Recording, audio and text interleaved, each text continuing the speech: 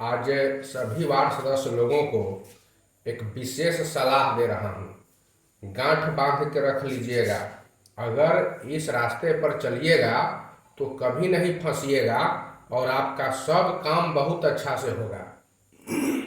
और अगर उल्टा चलते हैं, नहीं मानते हैं, तो फिर मर्जी आप लोगों की और भविष्य आप लोगों का।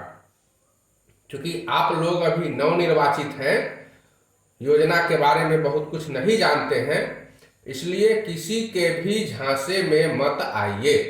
आप लोगों को काम का कोई अनुभव नहीं है।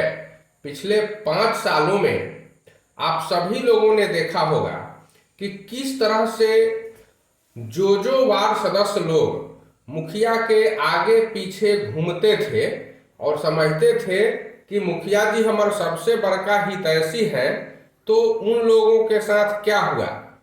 आज देखिए क्या हुआ उन लोगों के साथ। सारे लोगों को मुखिया जी चूना लगा दिए। सब लोगों से 10 से 20 लाख का चेक कटवा दिया और किसी किसी ठेकेदार के खाता में डलवा दिया। अपना अपना कमीशन ले लिए और साइड हो गए। और आज देखिए काम पूरा हुआ नहीं, कहीं नल अधूरा है, कहीं कुछ है, और वार्ड सदस्य लोगों के सामने फंसने की स्थिति आ गई है। अब सामाजिक अंकेक्षण हो रहा है। वार्ड सदस्य लोग परेशान हैं।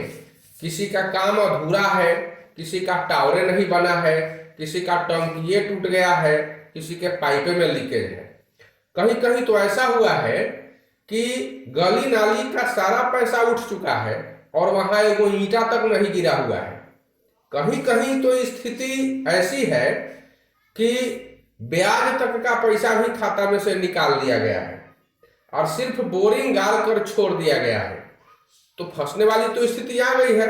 पैसा तो है नहीं उनके पास, जिसके खाता में डाले हुए लेकर भाग गया या फिर काम नहीं करा रहा है। यह बात तो मैं बहुत पहले से आप लोगों को लगातार बोलते आ रहा हूं। इसमें सावधान रहने की जरूरत है।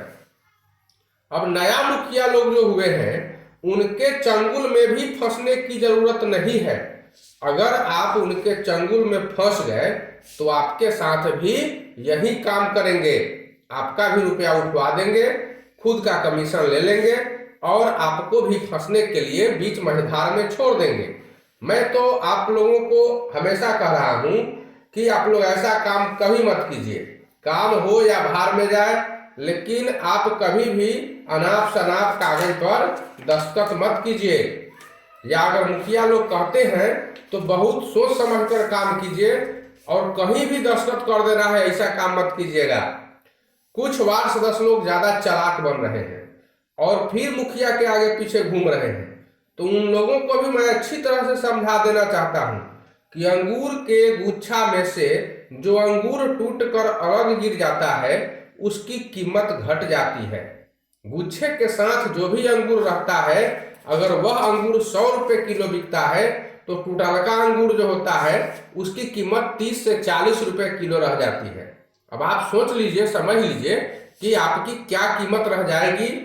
आप अगर गुच्छा में से टूट कर जाइएगा तो आपकी कोई कीमत नहीं रहेगी। इसलिए आप लोग भी अगर टूट कर कहीं और जा रहे हैं और मुखिया लोग सोच रहे हैं कि 7-8 लोग एक साथ हैं और 3-4 वार्ड लोग एक साथ हो गए और मुखिया के आगे पीछे घूम रहे हैं, तो आपकी भी कीमत उसी अंगूर जैसी हो जाएगी।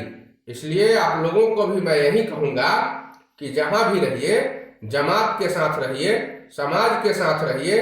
आपकी कीमत भी बनी रहेगी, आपकी इज्जत भी बनी रहेगी और साथ साथ आपको आपका हक भी मिलता रहेगा।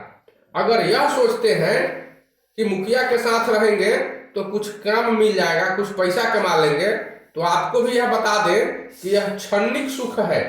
थोड़ा समय के लिए खुशी जरूर मिलेगी, लेकिन बाद में वही मुखिया आपको फिर फंसा देगा।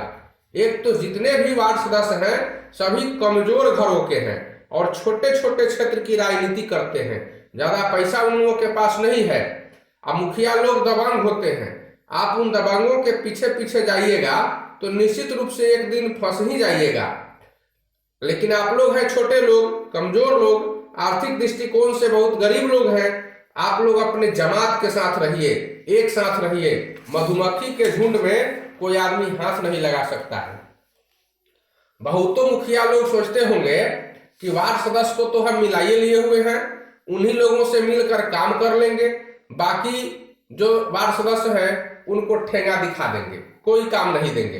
तो 4-5 वार्ड सदस्य को मिला लेने से उनका भी काम नहीं चलेगा। विशेषकर ऐसे मुखिया लोगों से मैं कहना चाहूंगा कि आप लोग सबको साथ लेकर चलिए। आप लोग बिना कार्यकारिणी के बैठक किए हुए जो काम कर रहे हैं तो यह भी आपके लिए भारी पड़ेगा। आप लोग 51 गो कार्यकारिणी का बैठक किए हैं अभी तक, और बाकी जालिए सिग्नेचर करवा रहे हैं सबसे, तो ये भी आप लोगों के लिए ठीक नहीं है। आप अभी तक बैठक नहीं किए हैं एगो के बाद में, और कहते हैं कि हम 3-4 वार्ड सदस्यों को मिलाकर काम करा लेंगे, तो ये आपकी भूल है। अरे वार्ड सदस्य लोग थोड़ा सहनशील हैं, आपसे लड़ना नहीं चाहते, नहीं तो जिस दिन माथा में मुरेठा और कान पर सतुआ की मोटरी बांध लेंगे और आपसे लड़ने के लिए तैयार हो जाएंगे, उस दिन आपको समझा देंगे कि उसकी शक्ति क्या होती है और उनका पावर क्या होता है, क्या क्या कर सकता है वार्ड सदस्य आपके साथ और कहां तक पहुंचा सकता है आपको, कौन कौन कोठरी दिखा सकता है और कौन कौन जेल में भेजवा सकता है। इसलिए भाई सबके साथ मिलकर चलिए, उनको भी कुछ मौका दीजिए कमाने का। आप सब लोग एक साथ मिलकर रहिए, क्योंकि जनता ने आप सब लोगों को वोट दिया है, सब लोगों को एक साथ मिलकर विकास करने के लिए जनमत दिया है। इसलिए इस जनमत की अवहेलना मत कीजिए, जनमत के साथ रहिए और सब लोग मिलकर